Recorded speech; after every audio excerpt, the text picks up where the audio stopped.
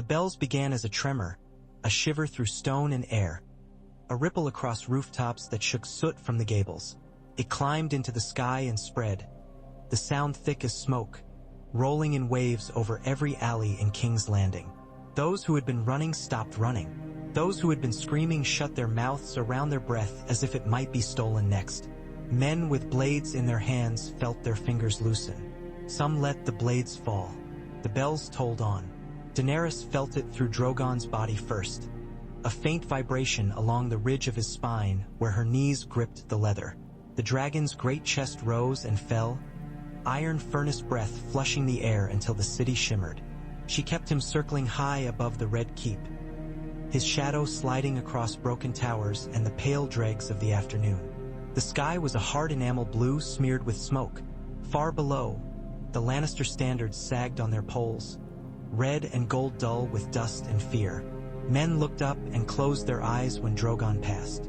The bells mean surrender, Tyrion had told her. If they ring, the city yields. They were ringing, not like a trick, not a single bell rung by desperate fingers in some thin tower, but a riot of bronze. The city itself had found a voice and begged her. She did not move. On the saddle before her, the dragon's scales were warm, the black of them blood-dark at the edges where sunlight struck. Drogon curved his neck, tasting the air, and coughed a small curl of smoke that rose and disappeared into the ring of cloud that had formed, a wreath like the crown of some old Valyrian statue. The wind tugged at Daenerys' hair, blowing it across her mouth. The bells climbed into her skull and nested there, relentless. Missandei's dark eyes rose before her, the line of her throat as the executioner's hand had pushed her to the edge of the battlement. The wind had taken the curl of hair that fell across her cheek and flung it out, so it snapped like a pennant. The last word, Ms. Daenerys shut the thought away, not afraid of it but sure of what it would do to her if she wrote it again across the tablets of her heart. She could feel Grey Worm on the ground below, even at this height, the tension in him a taut thread strung between them. She could feel the wild hunger of the Dothraki, men born to kill and be sung about for the killing. And behind it all, the city itself, a living thing of brick and breath and boiling want, waiting with its throat bared. The bells tolled and tolled. Drogon's head dipped toward the Red Keep as if to strike. Daenerys whispered a word in the old tongue, a soft one that meant be still, and leaned forward. She touched her palm to the ridge of scales between his shoulder blades. The dragon stilled as if his blood had cooled to stone. She closed her eyes and breathed once, twice, tasting ash and brine and the sweet sick tang of fear. When she opened them again, the city was where it had been and the bells were still pealing. She turned Drogon's head with the pressure of her knees, banked once over the keep's red guttering walls, and guided him down. He struck the ground like a falling star, a gust of ash and grit exploding outward, wind slapping banners flat to stone. Men went to their knees without thinking. Daenerys swung down, and the sound of her boots on the broken paving seemed very small after the thunder of Drogon's descent. She left her hand a moment on the warm scale and then stepped forward. Grey Worm was there at once, spear point in the air like a thought sharpened to killing. Blood spattered his face and had dried in a brown sheen on one cheekbone. His eyes were fixed, stony. He bowed his head enough to show he had seen her. "They yielded," she said. He did not answer right away. Somewhere beyond the inner ward the bells were nearer, steady as a heartbeat. "Yes," he said at last. His voice was flat. "Our enemies are on their knees." Across the yard men in crimson cloaks were dropping to the ground, laying their swords in front of them, their knuckles white, their eyes never leaving Drogon.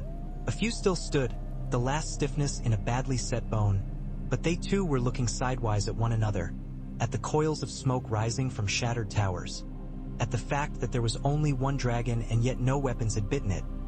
No bolts had found their way through the black hide. One by one they went down. Dothraki rode in a crescent, hooves ringing off stone, harebells chiming a counterpoint to the city's call. Kono's face was red with sun and dust, his teeth bared like a stallion's. He reined in at the sight of Daenerys and made the easy salute with his arak, eyes glittering. "Blood of my blood," he called, drunk on victory. "Hold your men." she said, so that the words fell hard on stone. No raping, no barning, no taking what is not given you in coin. Kono's delight twitched, but he had been with her long enough to know that disobeying her was like throwing a spear into the wind and hoping it would turn around. They are yours, he said, and lifted his hand. The rider slowed and spiraled outward to set a cordon. Unsullied, said Grey Worm, not turning his head. Form ranks. Disarm the red cloaks. Bind all who resist. Daenerys let herself taste the moment, the clean snap of it. She had seized cities before.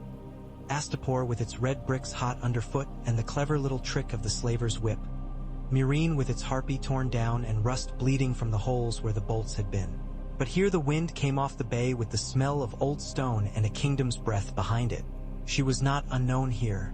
They had heard stories of the girl with dragons. They had made japes over their cups about foreign tyrants and mad kings. Now they were staring at her with the knowledge carved into their faces. She was no rumor. She was queen enough to be obeyed or hated. Tyrion came to her, not quickly as before but with the measured tread of a man walking toward the only truth left to him. His cheeks were scored with soot, and his hair looked like a burnt hedgehog, sticking up in ridiculous spikes. He did not smile. He sank to one knee in the dust. "My queen," he said. His voice was hoarse. "You gave an order and I begged you to keep it. You did." She looked down at him. His hands were steady, but when he lifted his head his eyes were red. She remembered the way he had stood on a white wall in the north with the wind cutting their faces in halves and said he believed in her. He had called her the only hope for a better world. She remembered, too, the night when ravens had flown and Varys had gone to his death with calm eyes because he had betrayed her for what he thought was the same better world. Betrayal and belief had lived together in these men's mouths like brothers sharing a house built on shifting ground. "You freed your brother," she said. Tyrion's mouth tightened. "A small thing, a door closing. I did. It was a crime against you. I am ready to answer for it." "And he?" she asked. Tyrion's eyes flicked toward the keep's great inner door, to the shadowed mouths of corridors lined with tapestries and the painted maps on floors and walls. "He went to her," he said. "I do not know if he reached her." A cry rose from the eastern wall, cut short. Daenerys felt the city adjusting to her like a body to a new weight, the shift in the shoulders, the roll of the spine. She gestured, and a ring of Unsullied moved at the signal, spreading to occupy the base of the tower stairs. Drogon put his head down on his forelegs and breathed. Dust slid in little avalanches from his nostrils. "Cersei Lannister is to be taken alive," Daenerys said. "Her surrender will be heard and witnessed. Anyone who kills her will die for it." Grey Worm's mouth made no shape at all, as if the words had moved past him without touching. He nodded. Kono lifted his arak, briefly amused. "And her child?" Tyrion asked, his voice careful as a man stepping where he knows there is broken glass he cannot see. Daenerys did not look at him. She looked at the door. "Alive," she said. Jon found them under a broken arch that had fallen and propped itself against a pillar as if too tired to complete the ruin. His hair was matted, his black leathers gray with dust. He had lost his cloak somewhere in the fighting. He came with Davos at his shoulder, and men from the north whose eyes were trying to look at everything at once. The dragon, the foreign queen, the faces of the enemy disarmed and kneeling, the strange safety of living another hour. Jon's eyes found hers and steadied. It was a simple thing, as if a torch had been set upon a wall. He did not smile. His face had not been made for smiling these days, but something in him recognized her choice and met it with the only thing he had in such abundance. Quiet. "The bells," he said. "I heard." She wanted to touch him. She did not. "The city yields." Relief shuddered through Davos's shoulders, obvious as a prayer. He swiped dust from his whiskers with the back of his hand and blew out a long breath. "7 bless us for sane days," he said, not even pretending piety. His gaze flicked to Drogon with a sailor's plain unease. "Or sane hours. I'll take hours." "Your men?" Daenerys asked Jon. It surprised her to hear the edge in her voice soften. but there it was. She had not asked it in Meereen when she had won. She had not asked it on the Dothraki Sea when blood dried on the grass in a red crust and the sky was filled with the iron-sweet stink of slaughter. But she was asking now. "They're holding," Jon said. "The men from the north. The Knights of the Vale. Some can't forget things quickly. War opens doors that are hard to close. But we're closing them. I have disallowed plunder," she said. Jon's mouth twitched. Agree or disagree? There was no cavil in him now. Good. He looked at Tyrion, and the space between them was thick with things unsaid. Tyrion was the first to break it, as he often was when silence would do him no favors. "They are inside," he said, nodding toward the keep. "If she means to flee, there are passages. I told Jaime of one." He looked at Daenerys then, meeting her eyes as if he could make the confession hold all of itself in a single breath. "I did that. I thought if she ran, there'd be no bloodshed here. It was wrong to act without you. I can only be honest now." There was a small sound behind them.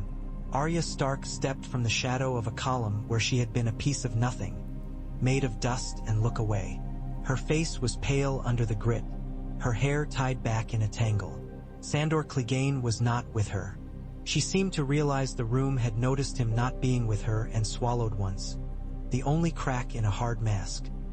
"He went in," she said, and she was speaking to no one in particular and everyone. "For his brother." Daenerys looked from Arya to Jon. A knot tightened in Jon's jaw and loosened again, and for an instant she saw all the cold places he kept inside. The Hound's death was already in him, accepted and set among his private stones. "Send men to seal the lower ways," she said to Grey Worm, and he lifted his hand, precise. In the keep's hallways the air had a different edge, like the breath you drew just before a knife's tip kissed your skin. Heat lay along the stones. The tapestries were gray with ash where dust had settled, but no fire had taken them. The bells were muffled in here, a heartbeat heard through a pillow. Qyburn met them on the stair. He was so composed that for a moment everything wrong about him, his ruin's eyes, his hands too clean, the little creeping quality of his voice, seemed like virtue if you turned your head sideways. He held his hands folded as if in a sept. "Your Grace," he said to Daenerys, bowing with prim fastidiousness, and then to Jon, not knowing how to place him. "My lady," to Arya, because she was where no ability should be, even if she wore the sweat and dirt of a cat. "Ser Qyburn," Tyrion said, eyes narrowing as if he were squinting at a specimen. "We accept your surrender. Take us to your queen." Qyburn's mouth pinched at the word surrender. "I fear there is great confusion," he said. "Her Majesty." Daenerys stepped forward. "Where is she?" It held him for a moment, that voice, the sand and iron in it.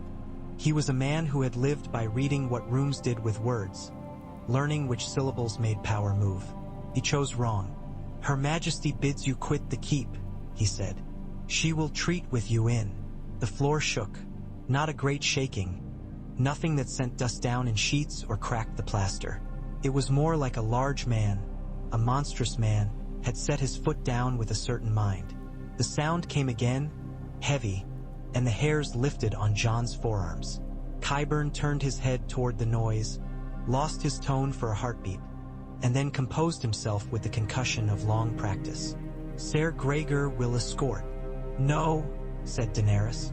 "Stand Azide." She did not shout. She did not need to.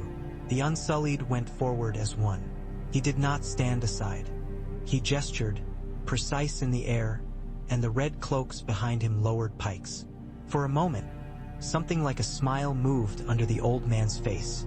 It took Daenerys the strangest moment to understand, not the threat but the comfort of it. He had routines and rituals. In the rooms where he had lived, men did what he told them, and then the right thing happened.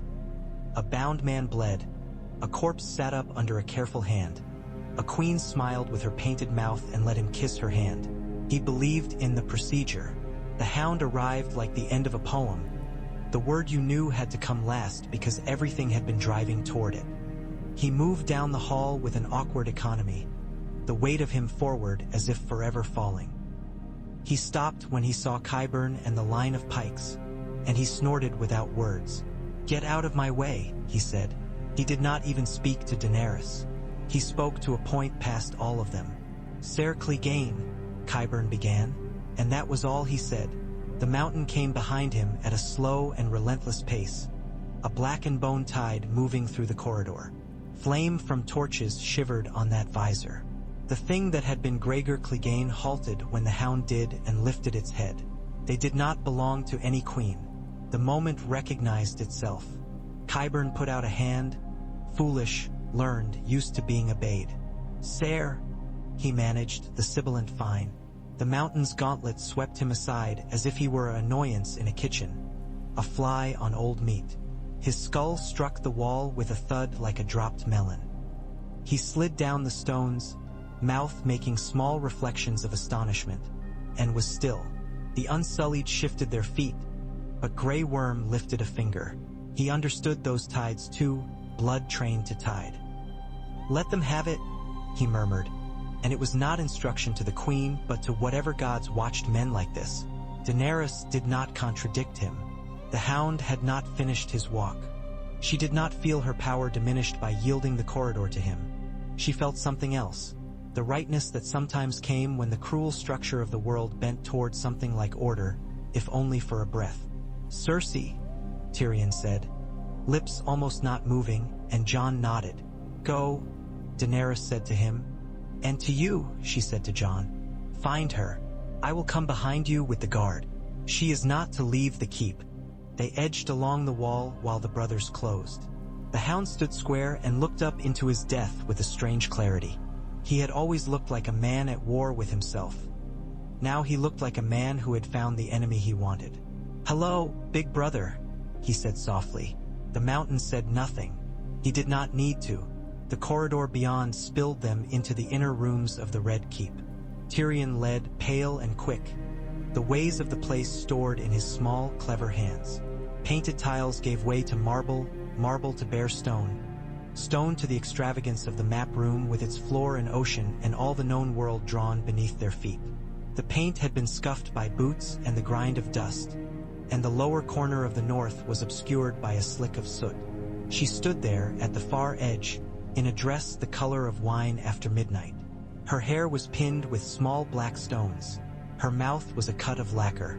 She looked as if she were waiting for a servant to bring a goblet and tell her that a visitor had called. She had a hand on her belly. It took Daenerys a moment to see the smallest tremor at the corner of that mouth. Perhaps it was the beam of sun that lay across the floor's painted sea. Perhaps it was only a tiny shift in the wind. Cersei raised her chin. Her eyes moved past Jon and Tyrion as if they were the servants, as if the room were poorly swept and she would rebuke someone later for the dust. She looked at Daenerys and the smallest smile crept like oil across still water. "So," she said, "the dragon comes to court." Daenerys stepped down onto the painted stepstones. The map's islands under her boots were numbed with ash. She stopped at the edge of the painted sea and felt the odd foolishness of the image, the way men made flat pictures of a world that cared nothing for being looked at from above. "The city has surrendered," she said. "Lay down your crown and be taken to answer for your crimes." Cersei's laugh was a bubble. "Answer? To whom? To you? You smashed cities across the sea and called it mercy because you said you were making them better. Do you think these people care for your justifications? They will hate you because you are not theirs. No matter how sweetly you speak, they will hate you more if you spare me. So do not think to be beloved. Queens are loved only when they are feared just enough." Tyrion stepped forward, his voice raw. "Cersei," she did not look at him. "You murdered father. You murdered your king. You murdered my children. You wear the shame of it in your height." "I did not murder your children," Tyrion said.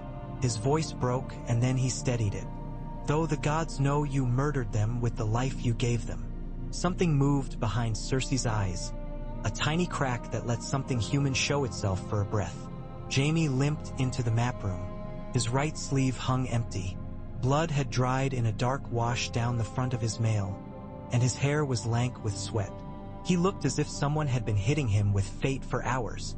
He stopped when he saw Daenerys, then Tyrion, then Jon, then Cersei, his face a complicated weather. "You're alive?" Tyrion said, the words escaping him as if they'd been caged too long. He took a step, and Jaime's mouth softened at the edges. "For a time," he said, "the Iron Fleet is broken. The sea is on fire in places." He swallowed and took in his sister. "Come away," he said to Cersei. "It's over." Cersei's hand tightened on her belly. "It is not over until I say it is," she said. "I am the queen." Daenerys lifted a hand. Unsullied moved into the room, silent, their sandals whispering over the painted coastlines. "It is over," Daenerys said. "Cersei of House Lannister, you are under arrest. You will be taken to the cells below and held to answer before the realm. If you attempt to flee, you will be bound. If you lift a hand toward a weapon, you will be struck down. Submit." For a long moment Cersei did nothing. Jon watched her, and Daenerys watched her, and Tyrion could not help himself. He found he was holding his breath. The woman in front of them knew this game better than any of them. She had been learning it on her father's knee while they were children, while Daenerys was being driven from city to city like a leaf. The little smile altered, almost became a grimace. Cersei's eyes flicked beyond Daenerys to the doorway behind, to Sirs whose names Daenerys did not know and would not need to learn, and saw only unsullied ranks. She let her breath out as if someone had tugged a string at the base of her throat. "I will submit," she said. The words had as much conviction as an oath spoken with a knife at one's back. "To the realm," she added, and flung the words at Daenerys like a scrap of meat to a dog. "Not to you." Daenerys felt the room change. It was in the posture of Jon's shoulders, the way Tyrion's head tipped, listening for a truth he could not share. She took the words without letting them find a mark in her. "The realm will hear you," she said, "but you will walk with me as a prisoner." Cersei glanced down at the map that had once been her stage and court and toy. She stepped off it.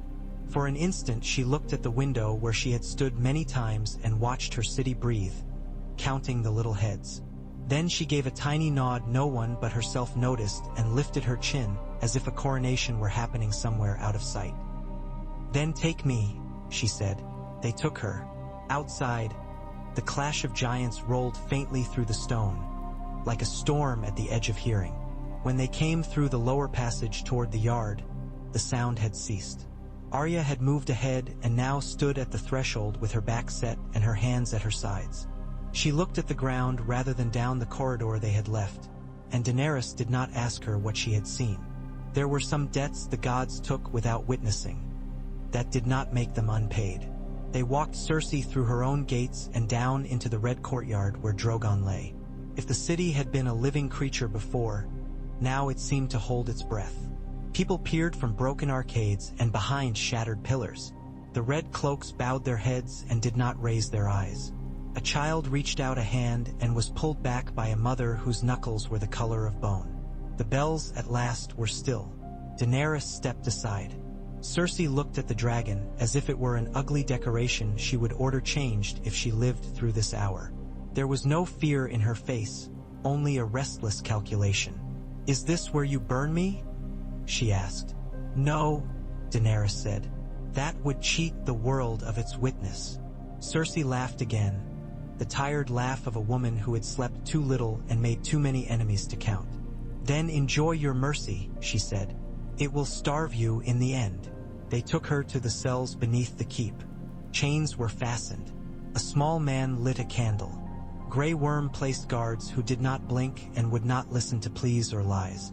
Cersei was given water and sat with her hands in her lap, fingers splayed as if to take the shape of a crown she could not hold. She did not weep. She did not call for her father. She stared at the opposite wall and measured how long until someone would bring her news she could use as a sharp tool. In the yard, the work of ending a battle began. Binding, gathering, lifting, carrying, calling out names to see who would answer. Davos took charge of fire crews as if he had been born with a bucket in hand. "You," he said to a line of small folk men who were not soldiers and did not want to be, "with me, we'll get water from the river gate. Keep that dragon pointed somewhere else." Tyrion moved between men like a ghost, past unsullied pairs escorting lines of captured soldiers, past Dothraki on restless horses who stared hungrily at bracelets and rings and then, at a word from Kono, turned their heads away. He stopped, finally, at a wall where ivy grew in a blackened lattice and put his palms against the stone. Jaime found him there, though it was the stone that seemed to find him, his shoulder to it for a moment as if borrowing its strength through the mail. "I don't know if I thank you," he said finally, "or hate you. You have always been better at non-committal affection," Tyrion said. He heard the way it sounded, brittle and practiced, and let the shards lee. She will have a trial. She will have a reckoning," Jaime said. He closed his eyes. "I thought to die with her." "You may yet," Tyrion said, but he did not speak the cruelty in the words. He believed in the little scrap of mercy they had in their hands and did not want to feed it to the dark. Jon found Daenerys where she had climbed to the broken balustrade above the yard. From here the whole thing was a moving diagram. Little knots of men forming and unforming, lines of prisoners, lords conferring with hands. Drogon's bulk was a mountain pushed against one wall. He had closed his eyes and seemed to sleep, though one lid would lift now and then and show a sliver of dark gold. "You could have burned them," Jon said. He did not say it as a rebuke. "No one would have stopped you." "I know," she said. The wind tugged at her sleeves. "No one has ever stopped me. That may be the worst thing that can happen to a person like me." He stood with his hand on the balustrade, not touching hers but near enough that she felt the heat of him. "They will test you," he said. "They will mistake mercy for weakness. They will measure me," she said.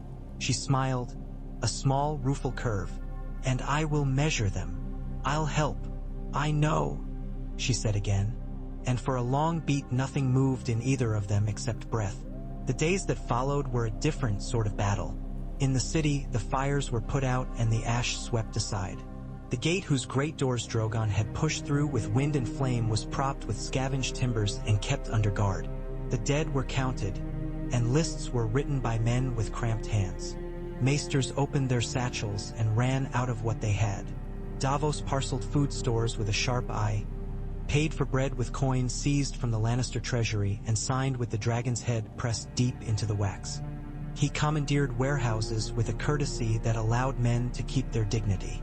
The Dothraki were told to camp on the far side of the city near the sea, and they did so after a long afternoon of shouting and coming very close to killing a man who had lifted his hand too quickly. Kono made it happen, laughing, punching, reminding them that their queen's word was the only good in their world. Grey Worm went about like a blade. He found men who had hidden behind the moment of surrender to slit throats in alleys. He found a row of red cloaks who had broken into a jeweler's and killed the old couple there because the watchdog had barked. He brought them to the yard, and Daenerys listened to the charges and pronounced sentences. The sentences were fair, in some cases death, in some cases life with oaths of service to the city watch under new masters. Grey Worm did not smile at fairness. He accepted it the way he accepted the light in the morning. It came whether or not his heart was ready. The mountain lay in two parts where the hound had left him. Men told stories in low voices. Fire had burned them. A sword had gone through them. One had laughed. The other had laughed.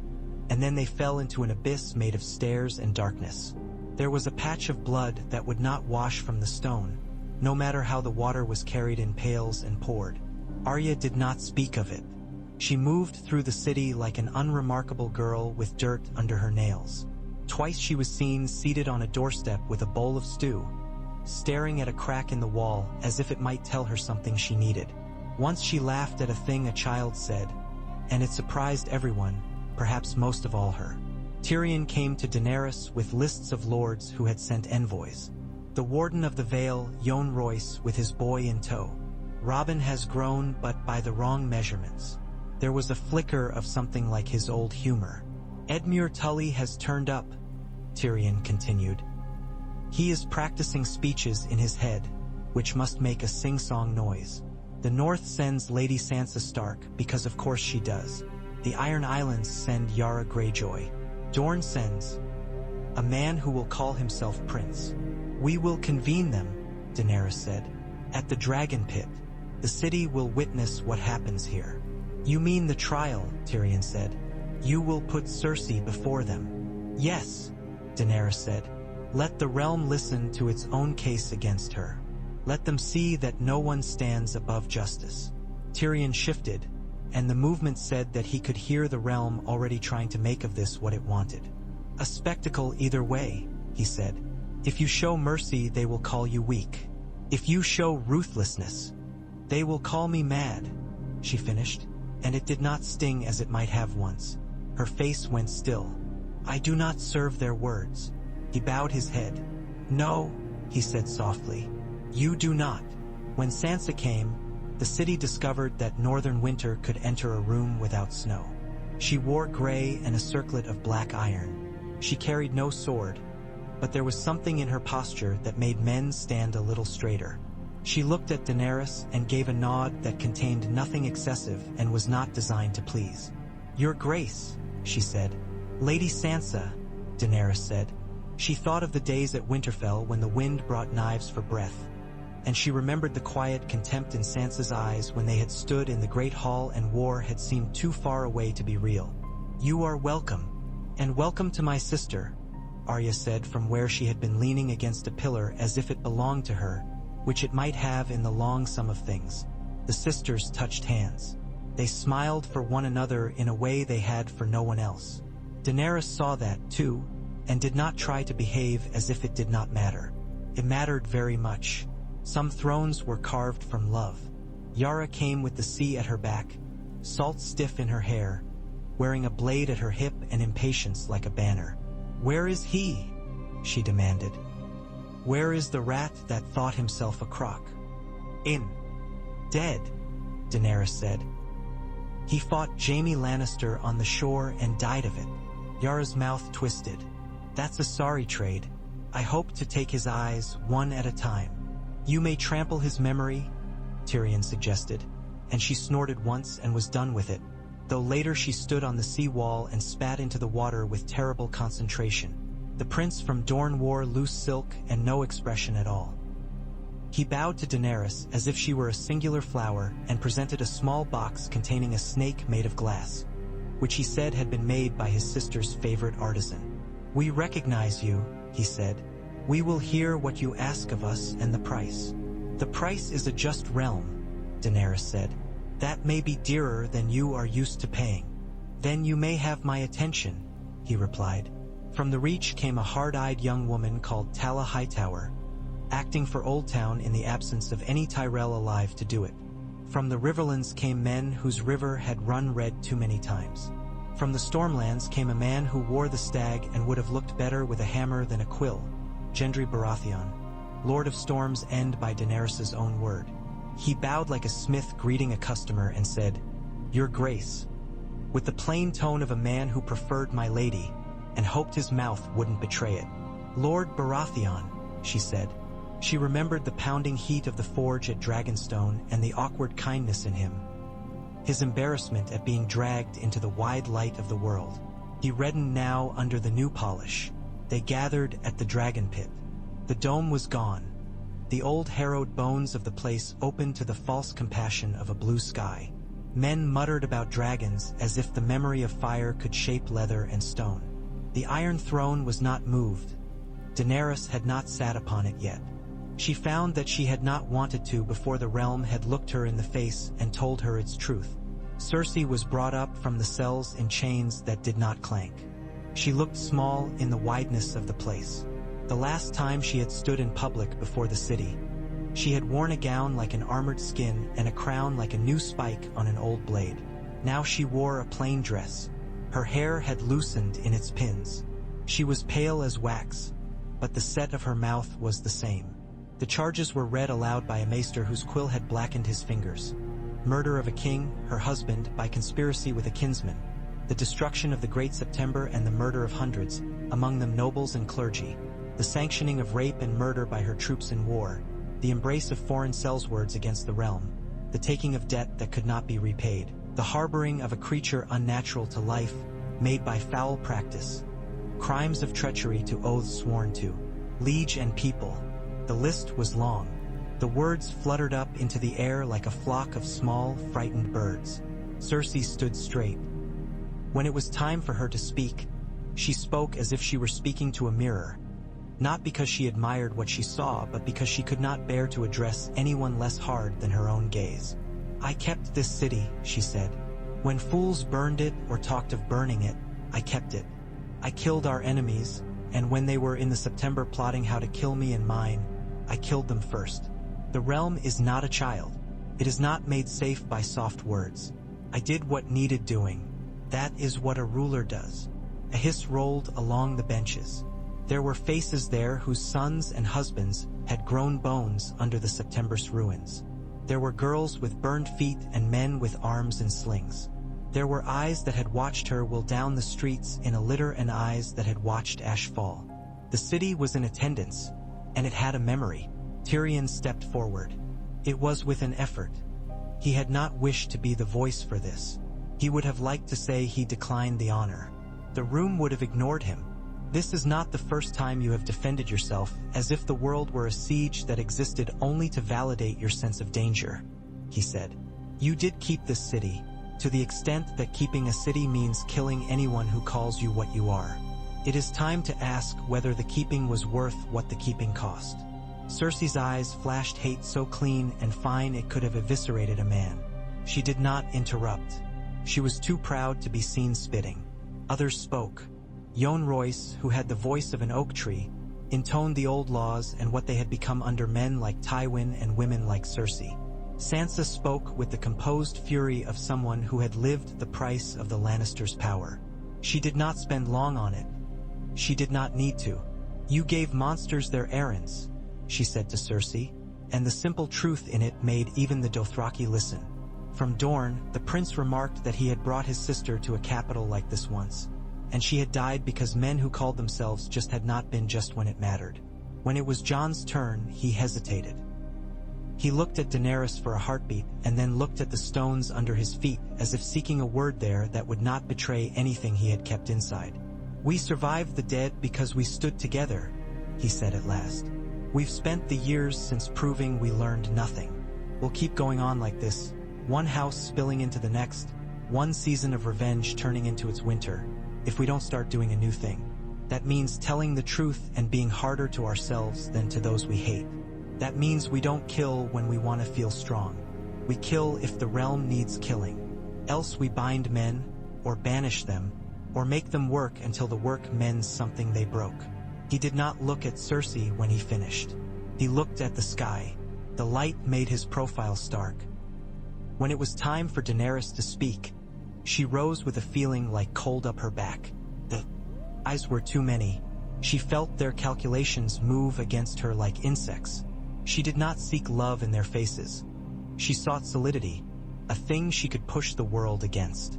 "Cersei of House Lannister," she said, "you used the realm as a knife to cut your enemies. You fed the poor with fear and called that a kind of bread. The people here," and she gestured, not toward the lords but toward the mass on the far benches, "have watched their homes become stones that fell on them. I do not believe in power kept by terror. I know too much about what terror makes in the hearts of those who suffer it. I also do not believe in mercy that forgets the living pay for the mercy shown to the guilty." Cersei lifted her chin as if scenting the way the wind would blow. There was a thin light sweat on her upper lip. She would not wipe it. "For the destruction of the Great September and the murder of those within it," Daenerys went on. "For the taking of your own vengeance above the law, for the years you spent turning this city into a theater for your pride, you are stripped of your crown and titles. You will bear no inheritance for your unborn child. Your lines are ended." There was a ripple at that, a murmur that tasted of blood. Daenerys let it pass. "I will not burn you. I will not make of you a martyr. You will be held until your child is born. Then you will go to Dragonstone and be kept there under guard for the rest of your days. The child will be fostered far from your name. It will have a new name, and it will have a chance to grow into something other than the shape your love makes." Someone shouted that it was too soft. Someone else shouted that it was too kind. The sound rose and fell, and then quiet moved across the pit like a drawn blade.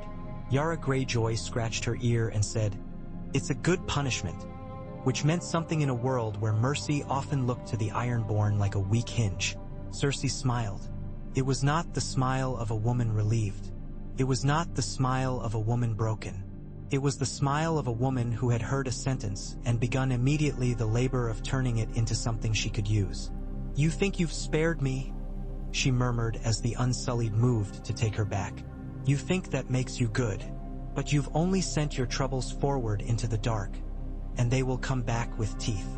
Daenerys did not answer her. She did not trust herself to. She nodded to Grey Worm. He put out his hand and the guards took the chain. That night the city hummed at a lower pitch. It was easier to sleep, though not easy. The smell of smoke had sunk into everything. Banners, bedding, skin, and would not wash out. Davos walked the streets with a lantern and counted how many days of food they had before it would be dangerous to keep the gates shut. Tyrion sat with a book and did not read it. A cup of wine stood untouched at his elbow, catching the lantern light, his mouth too busy gnawing at his thoughts to drink it. Arya watched the courtyard shadows and said a name to herself that was not Cersei's or the Hound's. It was her own. She wanted to make sure she still had it.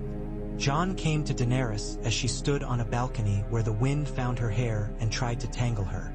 "You've made enemies and friends today," he said. "Sometimes they're the same people." "Tell me something I do not know," she replied. But without the burn such words might have carried once. "What would you have done? Would you have killed her?" he thought. "I don't know," he said. "I've killed people I didn't hate because they had to die. I've spared people I hated because killing them would have fed something I didn't want to feed." "So you think I am feeding something?" She turned her head. "Tell me, Jon." "I think you're starving something," he said. "And starving makes a person see food where there's none." She laughed. She had not expected to. "You are a strange man." "I've been told worse," he said. In the second night, a riot broke out near the Street of the Sisters when a band of red cloaks tried to free their captain from a cart. They cut his bonds and ran, and one of them, too young and too terrified, slashed a fishmonger who tried to hold him. The fishmonger died in a stink of brine and blood, his wife screaming on her knees. The Dothraki surged like a tide before Kono's voice checked them. A line of Unsullied formed without a word. The red cloaks were boxed, disarmed, bound, brought to the yard. Daenerys came down from the tower with her hair unbound and her face bare of anything but purpose. She tried them there, and then, a rough justice but justice. The fishmonger's wife called for blood. Daenerys gave it for the boy who had killed, but for the others she gave work, and for the captain who had cut his bonds and brought him there, 10 years in the city watch under a master who would make of him a different thing if the gods permitted. Some said it was soft. It did not feel soft. Mercy never does when you are the one giving it. After that, the city began to trust that the rules were rules. It is a remarkable thing to watch. How quickly men adjust to an order that is enforced with clarity and restraint, even when they curse it. The gold cloaks dissolved and were reborn under a new banner and a captain chosen by those who would have to serve him. A man of the city who had kept a tavern and knew which alleys were safe and which men preferred to fight with stones. The Dothraki, finding their fires ringed by curiosity instead of fear, discovered that city girls could laugh like the women of the plains and throw knives better, which changed both the shape and the substance of several romances. The Unsullied drilled at dawn and at dusk. Drogon learned to doze on the long wall above the river where the breeze was constant. People began to pass the red courtyard to look up at the dragon and then go on with their business because meat had to be bought and goods had to be carted. And life had to be lived. Sansa came to Daenerys and asked to speak in private, which sent a stir through small counselors and large. They stood in a chamber with an open lattice, the air smelling of warm stone. Jon waited outside with a look that said the waiting would take all night if it had to. "The North will not bend the knee," Sansa said. "We bled for the realm. We burned. We died for it. We did it gladly because there was no other choice. But we will not be ruled from the south again. We want to be left to ourselves. Let us go." Daenerys' first answer was the one that had formed in her bones long ago. No, she had come for the whole. She had crossed the world for it. out of a house that had been stripped to its ribs by lightning. She was a woman who held entirely too many empty places inside her when she was alone. Empire had been the shape she learned to pour herself into so she would not spill. To let a piece go felt like tearing, felt like loss. But this was not the old world. She had a dragon and a city and a trial behind her that had not turned to blood. She had saved a child who had not yet been born. She had given men work who would otherwise have been given graves.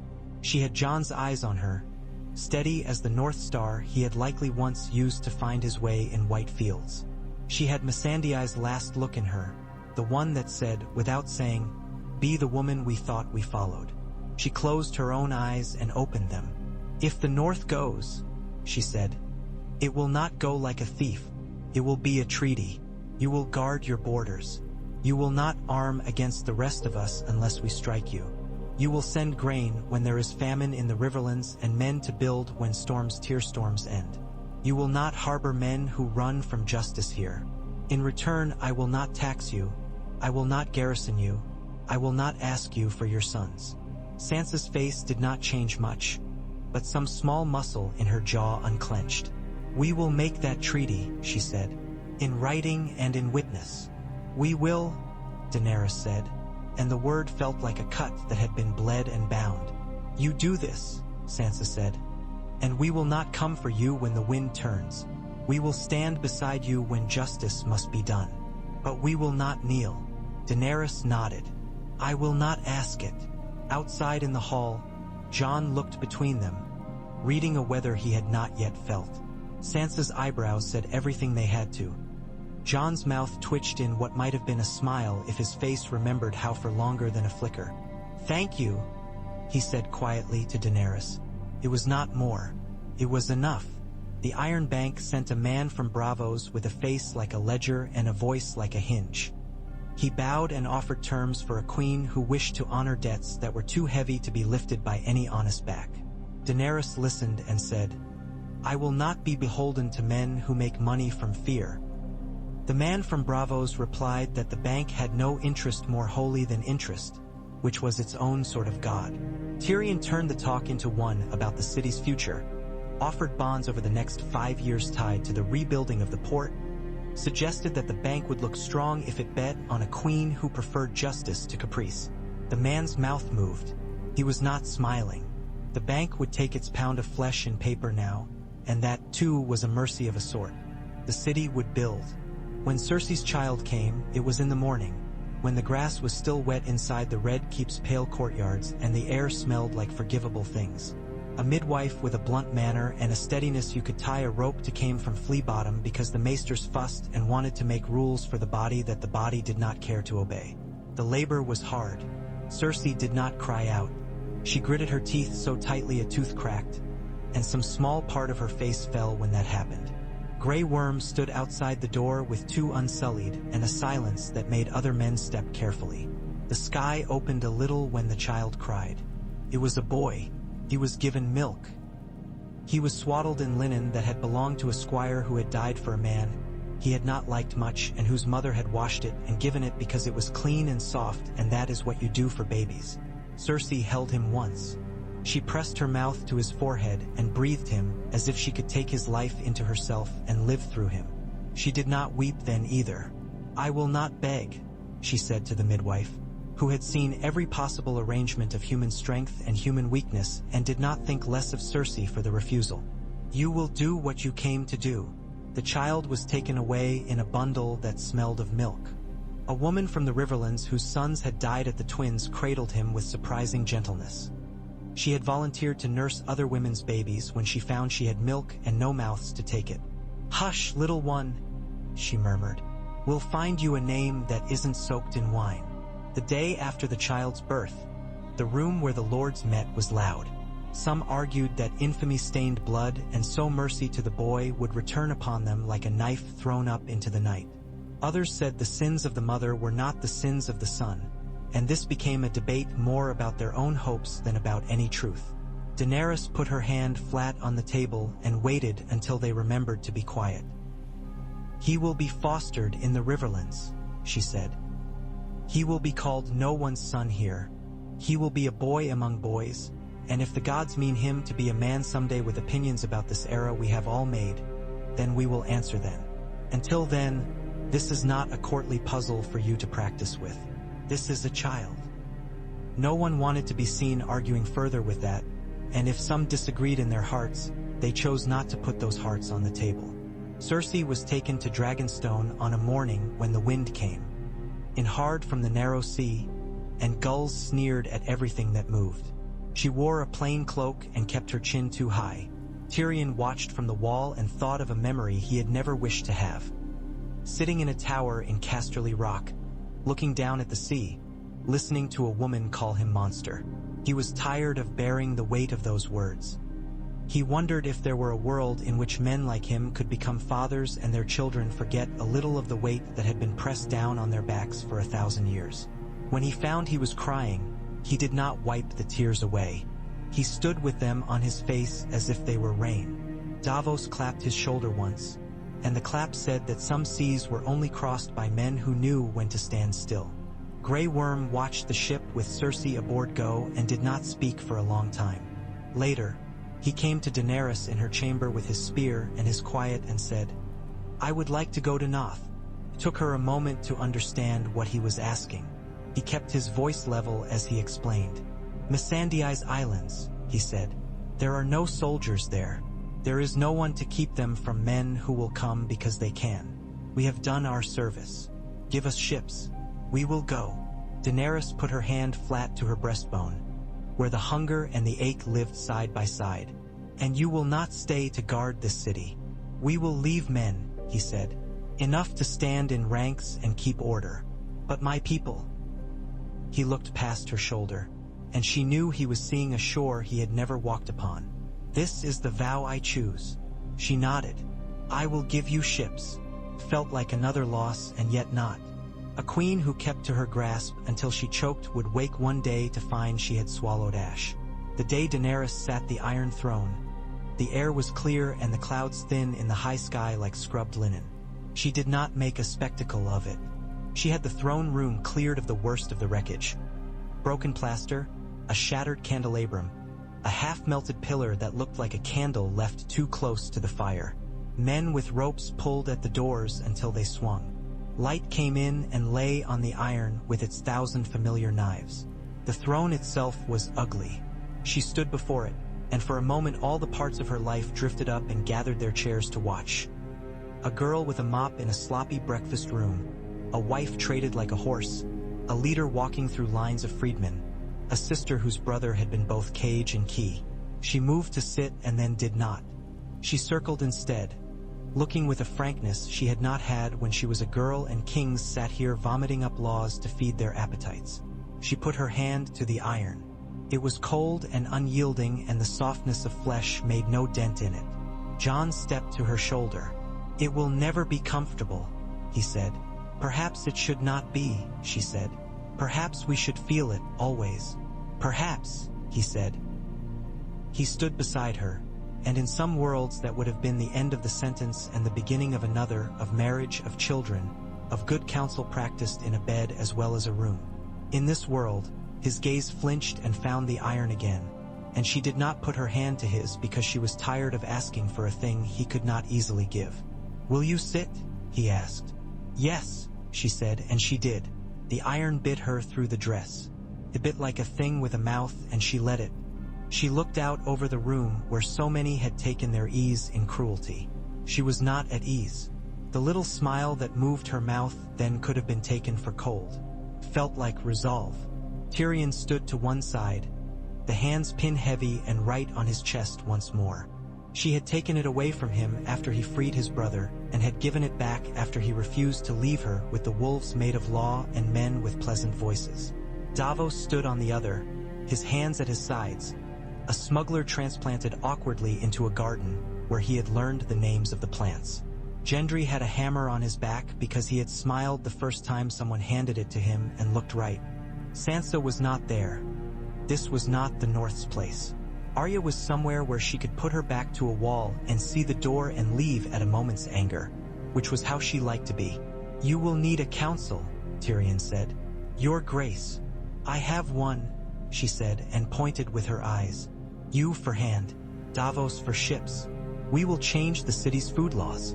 We will send for Samwell Tarly from the Citadel if he will come, and make him something that pricks pompous men into telling the truth in plainer words. We will find a master of coin who can count without counting his fingers first. Gendry will see to the city's forge houses and to the repair of the gates. As for whispers, I have a dragon. Let them come tell me whispers to my face if they are brave enough. And if they are not? Tyrion asked, amused and appalled in equal measure. The realm is built on men not being brave enough. Then the realm will have to adjust to its queen, she said. In the months after, the city became a place that thought with its hands. Hammers rang on the new timbers that were being raised along the harbor where Euron's ships had been and then had not been. Carters cursed and laughed. Children ran with sticks in the dust and named themselves men Daenerys had never heard of because this city was older than any queen and would remember its own heroes when the current crop had gone to seed. The dragon slept and woke and flew and hunted, and his shadow put men in mind of time. Time made of all of them what it liked. Cersei wrote once from Dragonstone. The letter came folded neatly, sealed with a drip of wax pressed with a ring someone had forgotten to take from her hand. You cannot change what you are, she wrote. You can only decide which version of it the world will see. You have chosen to be a girl with a story about mercy. You will die for it. I hope I live long enough to hear of it. Daenerys read the letter once, then set it in a fire. She watched the flames take it in careful bites, curling the paper inward. She thought of going to the window to watch the sea and then did not. Instead she went to the yard, where Drogon was sleeping with his head along his foreclaws, and rested her hand against the warm scale. The dragon stirred and made a sound like a bellows being squeezed gently. She stood there until the feel of the Iron Throne leached from her bones, until the word mercy became a thing you could say without tasting blood. One evening, when the river's skin was bright with reflected sky, Arya came to her with a request. She spoke as if she expected it to be refused. I'm going away, she said. I want a ship. Daenerys cocked her head, bird-like. To where? Arya smiled, and it was odd to see it sit rightly on her face, to see her look for once entirely like a girl and not a blade in human form. To see what's west of Westeros. Maps say the edge, Daenerys said. Maps are drawn by men who are afraid of the dark, Arya replied, and Daenerys laughed because she could not help it and because something in it freed a place in her chest she had not known was knotted. Take a good ship, she said. Take Davos's advice and not his stories. Take water and patience. If you find lands, send word.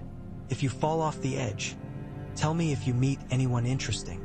Arya grinned at that, a fierce flash, and was gone to tell Jon and Sansa and to endure their love shaped like worry. A year into her reign, Daenerys walked the city without her guard, wearing a cloak with the hood up. She had learned the ways that would keep a queen from being recognized when she wished it. The angle of her face, the set of her stride. She went into a small square near the Tremont Street, where hawkers called their wares in a kind of music. A woman had set out a row of painted wooden dragons, their little mouths open, their little teeth white as grain. A boy whose hair stood up like a brush was trying to haggle her into giving him 2 for 1 copper. Those are good dragons, Daenerys said to the woman, and the woman shrugged in the way of her trade and said that they sold or they didn't. Daenerys bought one and then did not keep it but handed it to a toddler who was struggling to stand. The toddler put its mouth on the dragon's head with solemn concentration and gummed it. The mother laughed, careless as birdsong, and Daenerys felt something in her a nod again. Not everyone loved her. Some men just left because they preferred to be ruled by people who looked like them and had known their fathers' names. Some plotted because that was the work their hands had learned. A group of Lannister loyalists met in a cellar and talked breathlessly of breaking Dragonstone's walls and freeing their queen, and one night they tried it. The sea beat their boats to kindling, and the unsullied that remained in garrison did the rest without heat. The Loyalists left 3 bodies and the certainty that they had not yet learned how to read the tide. Jon went north when the treaty was struck, because he belonged there in a way that the South would never believe. He left with the look of a man who wishes he were 2 men, one to go and one to stay. They stood alone before he left, not touching, because sometimes touching made an ache worse. "I will send men if you need them," he said. "I will send grain if we have it. I will send ravens with news," she said, "even when it is not weighty. We must practice being allies without a war to tie the knot for us." He nodded. He hesitated. She thought he might kiss her then, not to begin something but to seal something that had worked past its usefulness and still held. He did not. He bowed instead as if to any queen. Then he turned and was gone. She cried afterward, but not for him alone. She cried for her brother and for the brother she had not had and for the child that Cersei had held and for the shape of the chair she sat in and for Missandei, who had wanted to see a shore she never would. She cried until there was no more crying left in her, and then slept like a woman who had been doing a hard day's labor on a farm rather than carving new channels in a kingdom. When winter came again, a gentle winter, a winter that allowed roofs to hold and boys to be boys and women to take their baskets to market without dread. It snowed one morning just enough to rim the stones with white. Daenerys walked the parapet while flakes landed on her eyelashes and melted into salt. She thought of a house with a lemon tree that had never existed and of the smell of horse and smoke on a man's cloak. And then she thought of grain tall as a woman's waist and the sound of children learning to read letters in a room too small for the bodies it held. Sansa sent a letter with careful script. "The north stands. The dead have not returned. The long barrows are quiet. We send you fleece, and it comes not as a tribute but as trade." She had drawn a small wolf at the bottom like a child to remind them both of what they had been. From the east, from beyond the city where she had lived a life that was no longer hers, came news that Meereen had settled into a rhythm, and that the men she had left in charge sent their regards and their questions and their complaints in precisely equal measure. Men complained. That never changed. She sent answers and apologies and instructions and small, tired jokes. She hoped they arrived attached to the right clerk and did some good before the ink faded. Grey Worm wrote once, and the letter was short. "We have found Noth," he wrote. "It is as she said. There are butterflies. We have beaten men whose ships came to steal. We will beat them again. The people sing. They do not sing well. It makes me happy." He did not say he was happy. She recognized what he LD and would not admit to himself.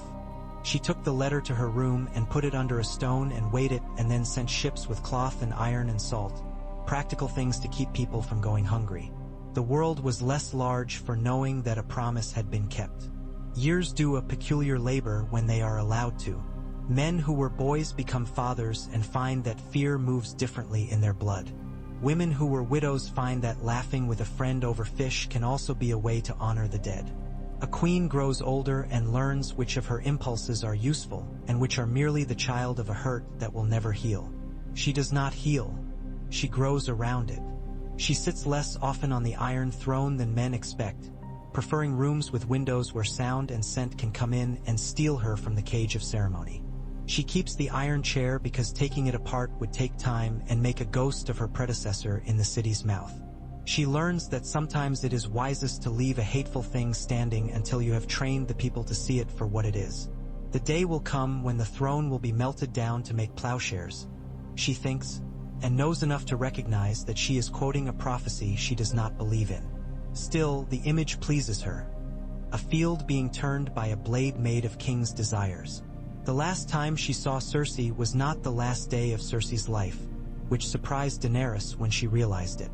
She went to Dragonstone in the spring because she wished to see what the sea did to a woman who had made herself the sea and believed herself grand for it. The cells smelled of damp and old iron. Cersei's hair had gone gray in a way that did not flatter. Her beauty had not entirely left her. It had learned a new language, one that spoke from the bones rather than the eyes. She looked at Daenerys without curiosity. "Have you come to watch me die?" Cersei asked. "No," Daenerys said. "I have come to see if you can imagine the world will go on when you are gone." Cersei laughed. Harsh. "It will. It will forget me by breakfast. It will not forget you. It will absorb you. You will become a story that mothers tell daughters to keep them from thinking love is a kind of weapon. You will become a bone under a road that takes wagons to market. You will become..." Daenerys struggled and did not want to dress the thought in poetry. "You will become one of many," she finished, and it was the cruelest thing she could have said without raising a hand. Cersei looked at her for a very long time. Her lips flattened, and then a smile that belonged to a girl who had been praised for sneering warmed her mouth. "You have learned to hurt with grace," she said. "Congratulations." They did not speak again. Cersei died 3 months later, not in drama but in a narrowing. Her heart failed under the strain of being a heart. The letter announcing it was very brief. Daenerys put it beside the letter from Grey Worm. The weight of one balanced the other, or perhaps she only made the scale tell her what she wanted to hear. The boy, he was no boy, not really, but in Daenerys's mind he would always be the small bundle that smelled of milk, grew among the reeds and fissures. He learned to swim before he learned to read. He learned to cast a net before he learned to write his name. He would grow into a man who would come to the city once and marvel at the way dragons' shadows made people look up and hold their breath as if they expected a god to land. On the day Arya's ship returned, because of course it returned, people who go to find what is left on the maps cannot stay off them forever. She brought tales of nothing and everything, of water like hammered silver, of winds that sang, of a shore where trees grew like spears and people wove their hair with shells that chimed when they walked. She brought a handful of sand that was not like any sand men here knew, and she poured it in Daenerys' palm and said, "There is more world than our squabbles deserve." Daenerys laughed, and it pleased her that her laughter perhaps sounded like a woman's laughter and not a queen's. "Good," she said. "Bring us more." She slept that night with the windows open. The city breathed below her, and the sea made its old argument with the stones. She thought of a time when she had been a girl in the house with the red door that memory kept insisting had existed somewhere. She thought of a man with a good, simple face and a stubborn heart. She thought of the children whose names she did not know who would one day grow old and look back and not say that this or that queen had made them great, but that somewhere between bells and trials and treaties and ships, the work had gotten done and the world had, in its small and grudging way, gotten better. She lay there and listened until the city's sleeping hand moved in its sleep and settled of its own accord. She thought of the Iron Throne, and it did not bite as deeply as it had once. She thought of Drogon, and he breathed, and she smiled without knowing it, because it was a good sound to fall asleep to, a sound like bellows, like wind in caverns, like a hearth in winter, like a promise that for the space of one woman's life there might be enough mercy in the world to share out in handfuls without starving the heart that gave it. And if tomorrow the realm woke cantankerous and eager to undo her, that too was the work. She would wake and she would dress, and she would go out to meet it, not with fire this time but with a steadiness learned on the other side of the bells.